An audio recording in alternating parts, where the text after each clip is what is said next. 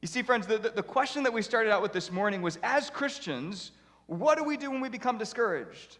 In other words, when we become disheartened by situations in our lives, as followers of Jesus, what are we called to do? You know, as we see in our text today, God, He doesn't make it super complicated. He simply says, be strong and what? Do the work. Be strong and do the work. You see, friends, the thing about discouragement is that it tries to derail us from accomplishing the things that God sets in front of us. But you know what? Discouragement as Christians, it's a part of our story, but it's not the end of our story. Which is why God says, be strong and do the work. The Apostle Paul puts it like this. Take a look. He says, let us not become what? Weary in doing good, for at the proper time we will reap a harvest if we do not give up. Be strong and do the work. God says you're feeling discouraged. Don't let it get you down. Don't stop. Don't give up. Don't throw in the towel. Be strong and do the work. Friends, if you've been trying to be an example of love to somebody in your life and it's just not making much of an impact, be strong and continue to be an example of love to them. Or if you're working really hard and your work is going unnoticed, be strong and continue to work hard.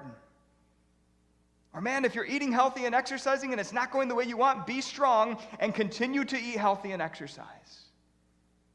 Or if you're piled in debt and you're not even making a dent, be strong and continue to pay off that debt, even if it's $10 a month. Or friends, if you have a family member who is sick and the doctors can't figure out what to do, be strong and continue to pray for and support your family member. Or if you're working on your marriage and things are not going as you thought they would, be strong.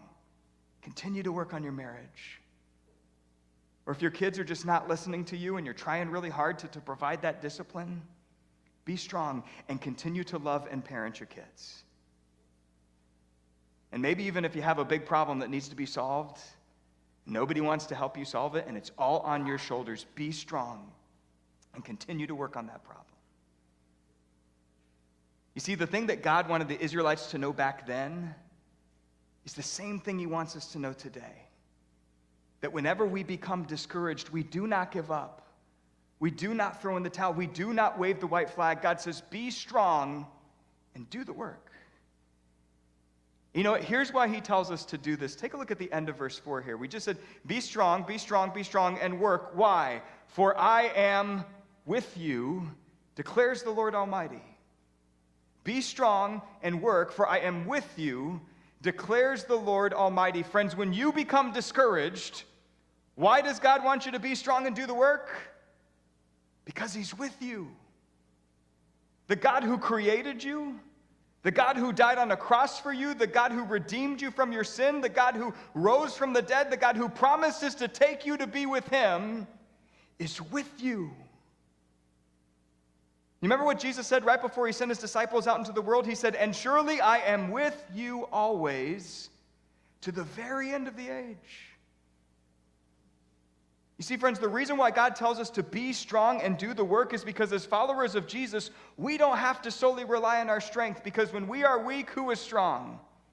Christ is strong. In the same way, we don't have to do the work on our own, because we have a Savior in Jesus who is with us every step of the way. And so, friends, whenever we become discouraged, just like the Israelites as they were trying to rebuild that temple, we can be encouraged today, thousands of years later, that because Jesus is with us, we can be empowered to be strong and to do the work, not because we have all the strength and all the answers, but because Christ is with us in the midst of our struggle.